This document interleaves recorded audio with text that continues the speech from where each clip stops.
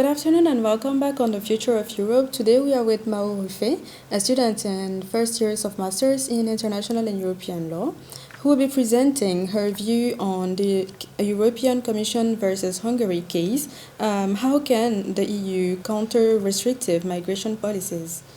So, since 2010, under the leadership of Viktor Orban, Hungary has implemented increasingly restrictive migration policies, sparking internal debates about their compatibility with the European Union's fundamental values.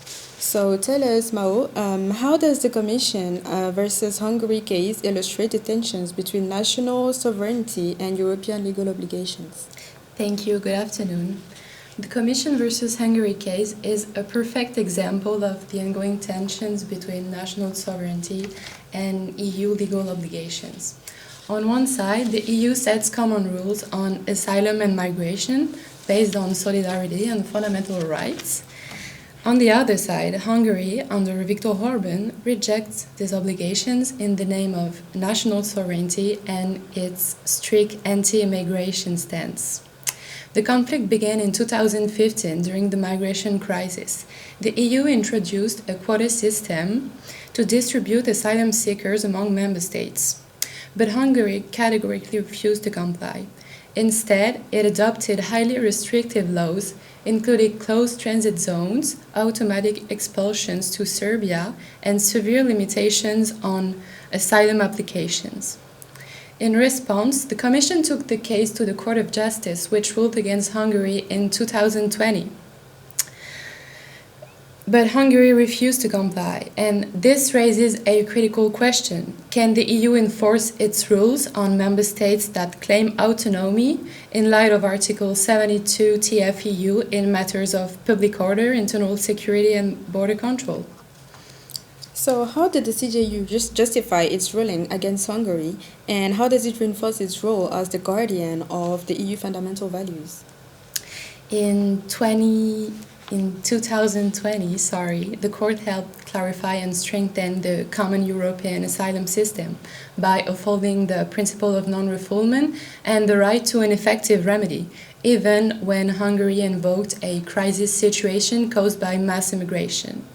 First, the court ruled that Hungary's transit zones, where asylum seekers were detained without judicial review, amounted to illegal deprivation of liberty. Additionally, the automatic expulsions of migrants to Serbia without individual assessment breached the principle of non-refoulement protected under EU law and international conventions. Secondly, the ruling reinforced the primacy of EU law, rejecting Hungary's argument that state sovereignty allowed it to bypass its obligations. The court made it clear.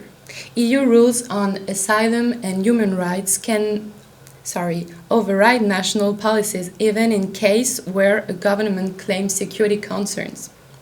By holding Hungary responsible, the court sent a strong message. No member state can ignore European values without consequences. But the real challenge now remains ensuring compliance as Hungary continues to resist. So why did Hungary refuse to comply with the CJU's ruling? Does this case reveal a limitation in the enforcement of decisions against non-compliant member states? The Hungarian government argues that European asylum rules threaten its security and national identity.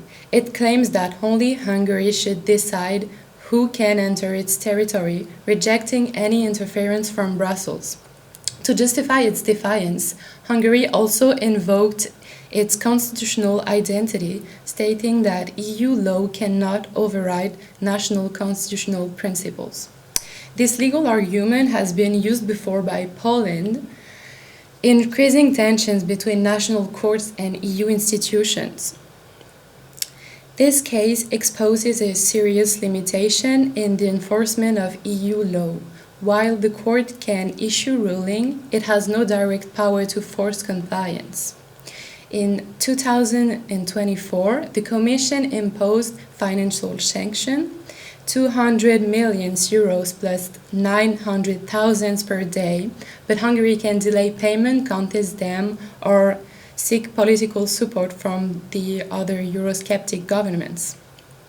The fact that some member states openly defy the court underscores the need for stronger enforcement mechanism to ensure compliance and preserve our supranational authority. So, does the Commission versus Hungary case reflect a broader trend of member states challenging EU law? And what impact would this have on the negotiations surrounding the EU Pact on Migration and Asylum? Yes, the Hungary case is part of a broader trend where certain member states challenge European policies, especially in migration, the rule of law, and sovereignty. Countries like Poland, Italy, Denmark also resisted these key policy areas. This reflects a growing sovereignist movement that pushes back against what some governments see as Brussels imposing policies against national interests. The resistance has direct implications for the negotiations of the EU Pact on Migration and Asylum proposed by the Commission in 2020, which aims to redistribute seekers more fairly across Europe. Countries like Hungary are blocking efforts to create a more unified system, arguing that migration policies should remain under national control. If this trend continues, the EU risks fragmentation, where some states follow common rules while the others defy them. This could paralyze EU decision-making, making it harder to reach agreements on migration or even broader policies. The challenge for the EU will be to balance national interest with collective responsibilities, ensuring that its asylum system remain enforceable across all member states.